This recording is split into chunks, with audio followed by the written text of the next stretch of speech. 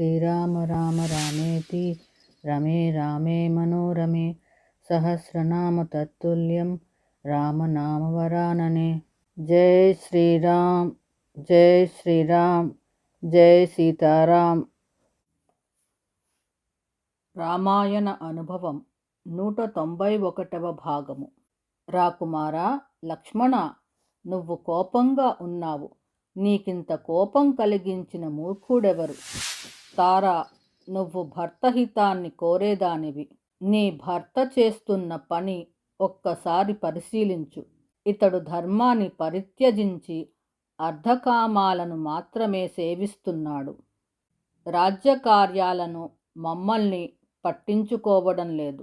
4 మాసాలు గడువు తీసుకుని ఆ గడువు దాటినా దుఃఖిస్తున్న మా గురించి పట్టించుకోకుండా మదమత్తుడై విహరిస్తున్నాడు. ఉపకారం పొంది ప్రత్యుపకారం చేయని వాడికి గొప్ప ధర్మలోపం కలుగుతుంది. గుణవంతుడైన మిత్రుడిని పోగొట్టుకుంటే అర్ధలోపం కలుగుతుంది. నీ భర్త ఆ 2 లోపాలను ఆహ్వానించుకుంటున్నాడు. ఈ స్థితిలో మేమేం చెయ్యాలో నువ్వే చెప్పు. రాకుమారా, నువ్వు గొప్ప వీరుడివి. మీరు సాధించాలనుకుంటున్న మహాకార్యంలో మన మీద మనమే కోపం తెచ్చుకుంటే ఎలా? సుగ్రీవుడు చేసినది పొరపాటే. అయితే దానిని అర్థం చేసుకుని ఔదార్యంతో క్షమించాలి. మీ వంటి వారు కూడా ఇలా కోపానికి వశమైతే ఎలా?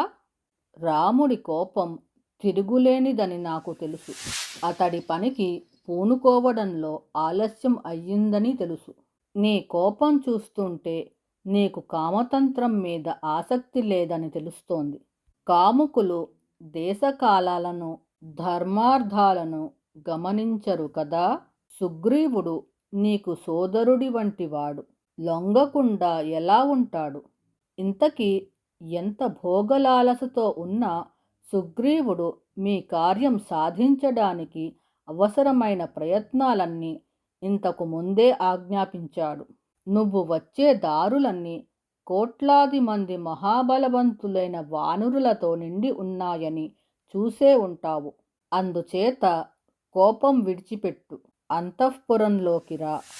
సత్పురుషులు మిత్రభావంతో స్నేహితుల భార్యలను చూడడం తప్పు కాదు కదా. తార అనుమతించడం వలన, అనగా ఆహ్వానించడం వలన, తన పని వెంటనే జరగాలనే తొందర వలన లక్ష్మణుడు సుగ్రీవుడి అంతఃపురంలోకి ప్రవేశించాడు. శ్రీరామ రామ రామేతి రమే రామే మనోరమే సహస్రనామ తత్తుల్యం రామనామవరాననే.